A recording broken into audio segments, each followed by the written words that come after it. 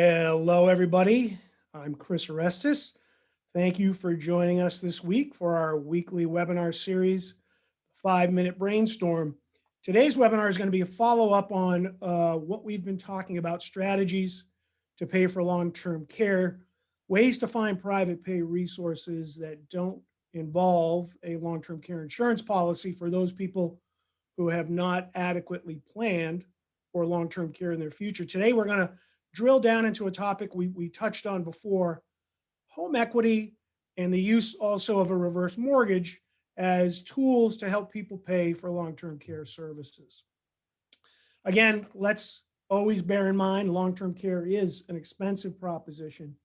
And for the majority of people who end up paying private pay for long-term care, their primary source of funds is coming from their home. Either they're selling their home or they're tapping into the equity of their home. And there's some strategies to pursue that will make the best use of the home, which typically is the most valuable and most commonly owned asset for Americans today. In fact, home equity in the US measures somewhere between 18 and 19 trillion dollars as of today in this country. And the average amount of home equity that a person owns in their home is around $120,000 of home equity. So tapping into either the market value of a home or the home equity itself certainly provides a potential for a six-figure sum to help offset the costs of senior living and long-term care, particularly where you're going into an expensive private pay environment. The average sale price of a home in the United States today is almost $395,000. It takes about 70 days to sell a home as of today. That's the average sale time for a home to go from listing to closed. And when you sell a home, it's important to bear in mind that as an individual, when selling your primary home, the first $250,000 is tax-free. And for a couple, the first $500,000 realized from the sale of a home is tax-free. So right there, that's some pretty significant funds to be able to tap into paying for care. But what if somebody wants to keep the home in the family? They don't want to sell the home. Their preference is to keep it and pass it down, pass it on to family members as part of their estate. Well, then there are options to tap into home equity. First, you could take out a home equity line of credit, borrowing against the home equity in the house to establish a line of credit.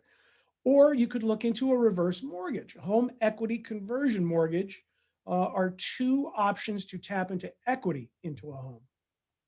Let's start by looking at the home equity line of credit, a HELOC. This is a revolving loan that's secured by the home. And revolving means that as long as the line of credit is in place, the borrower can tap into it at the level they need. And as they replenish the loan by paying it back, if they choose to do so, that means that money is there to continue to be tapped into. So you could either draw down the line of credit till it's exhausted, or replenish it and continue to draw down against it over a revolving time period. The typical HELOC will be about 80%. You can get up to about 80% of the home value. And then the advantages of the HELOC are that you can draw the money down as needed. So you may need to start out at a smaller amount to address care needs, and then that might grow. Things could change. So you have a lot of flexibility in a HELOC where you can draw down what you need on a monthly basis, not draw down the next month, increase, decrease what you need, and continue to maintain that on a revolving basis. Obviously, as a loan, there's no taxes to be paid. And this is a strategy to keep a home in the hands of a family versus selling it. Another option, which is pretty well known at this point, is the reverse mortgage. And it's known as a home equity conversion mortgage, or a HECM, which is a mortgage loan secured by the value of the home. This is to get a HECM, it's a FHA insured non-recourse loan, which you can take either as a lump sum, a monthly income, or establish a line of credit. The reverse mortgage does not require any repayment for as long as the reverse mortgage is out and the person who's taken that loan is living in the home. It's only paid back when the person leaves the home. So for somebody who's 62 and older, the minimum age is 62 to qualify for a reverse mortgage. The residence has to be the primary residence. They need to be living in the residence, which can pose a challenge in a long-term care scenario because it could be a good tool for a home care environment. But if something changes and you need to shift to residential care and assisted living, nursing home, memory care, the reverse mortgage could become due upon leaving the house.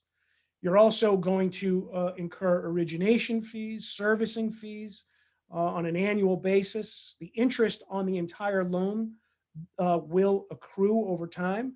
And then when the time comes to pay back the reverse mortgage when leaving the house, the amount that's due in principal as well as interest all must be paid back at once, which typically is going to happen through the sale of a home. It doesn't have to be the sale of the home. Family members could decide to pay off the loan in other ways, but the most common method of paying off a reverse mortgage is when somebody leaves the home is sold, and the reverse mortgage is satisfied. The upper limit for a HECM as of 2021 is $765,600.